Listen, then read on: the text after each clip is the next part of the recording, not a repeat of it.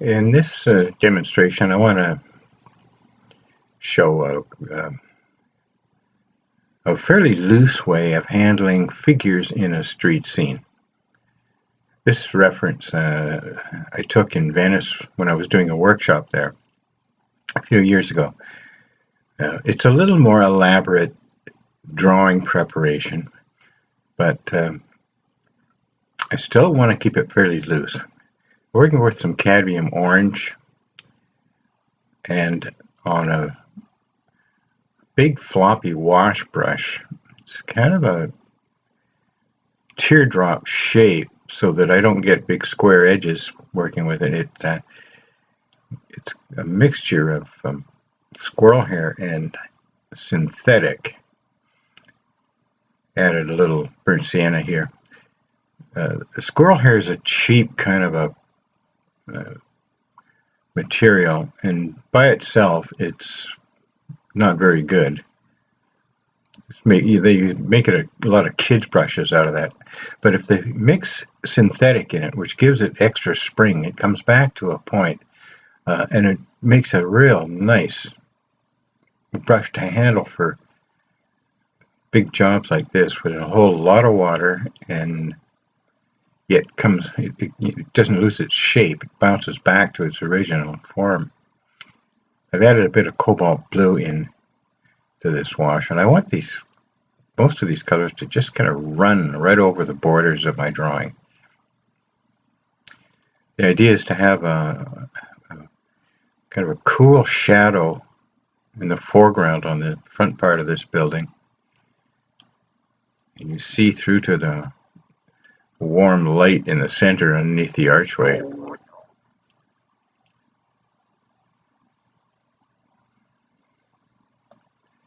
I'm trying to keep all these edges alive so there's a soft blend between them, just jumping back and forth between the cobalt blue. I've added a little bit of violet to my brush stroke there, just keeping this as colorful and as contrasty as I can. I want to preserve some of the whites on the figures too. If you lose all the whites, then we're in big trouble. It's really hard to regain nice white paper at the end of a watercolor.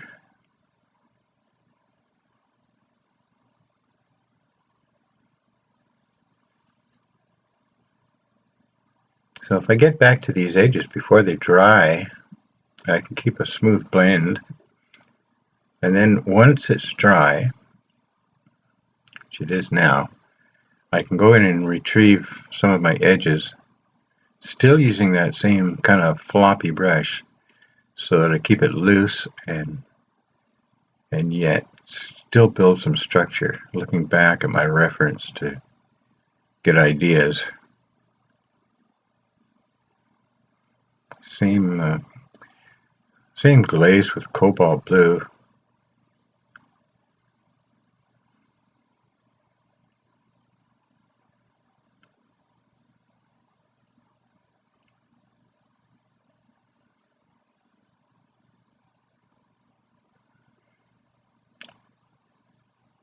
Trying not to get too fussy here. That's why I use the large brush. It prevents me from getting too picky too early in the game. I'll be going in with more detail later. Just a bit of burnt sienna in that just to warm it. It was getting a little too monochromatic blue, I think. Now a little darker mixture, a little more burnt sienna in that combination, just to start to refine some edges.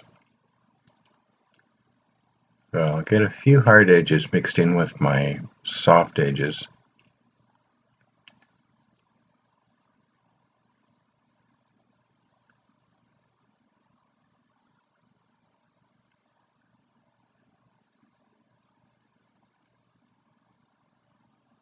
Just making sure I don't get too much of any one color and value. Just keep changing it, even just with a little bit of clean water on that brush. Soften that edge a little bit. Looked to me like it was getting a little too hard. I could probably stand a little more color here.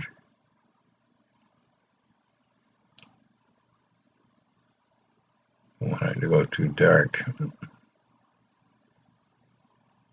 There's some stone walls and some,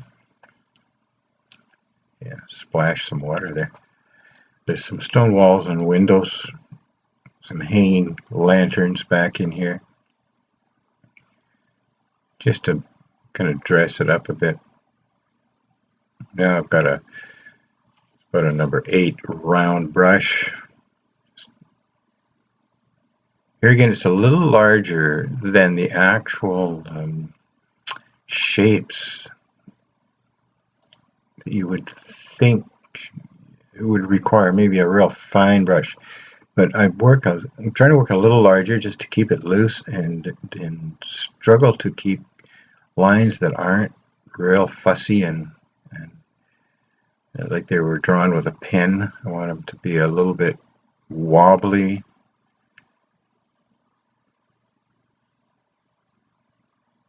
And yet just accurate enough, give this silhouette of this person in the distance.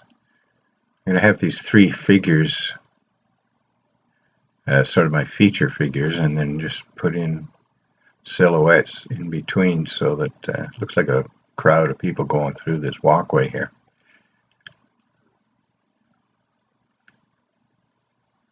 That's just a bit of burnt sienna and touched up with a bit of cobalt blue. Yeah, I'll put somebody else in here.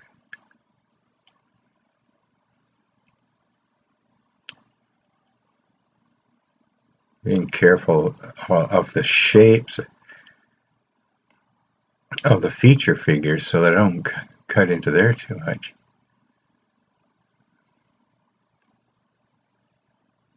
Yeah, a bit more detail on this window.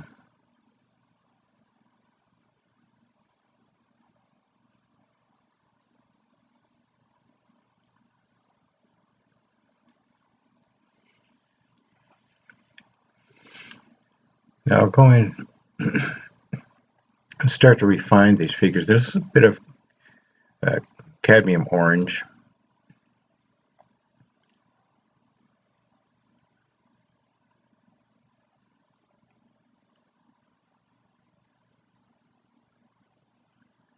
May put a bit of burnt sienna in it.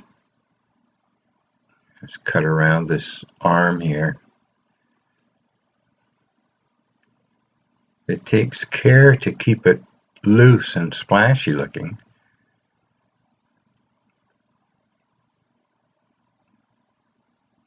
Drop a bit of ultramarine blue into that. I don't want to get too blue in the back there, but I need some darks to pop these figures forward.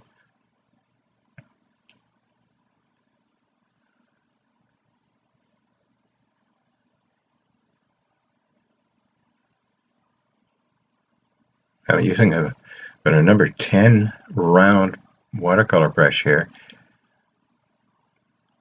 Once again, just a couple of sizes too large than you'd expect to be using, so that it forces me to stay simple and loose and bold with the stroke so that I'm not getting into too much rendering of these shapes, just patchy colors.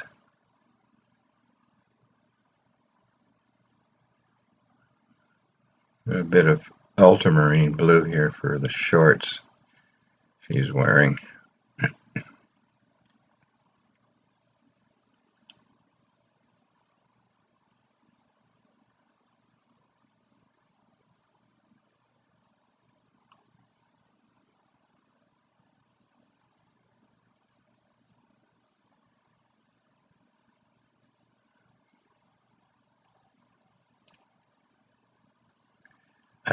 I'll darken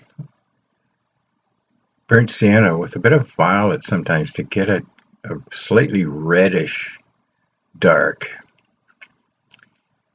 A little bit of permanent rose, very thin, to get sort of a pinkish look on this sweater.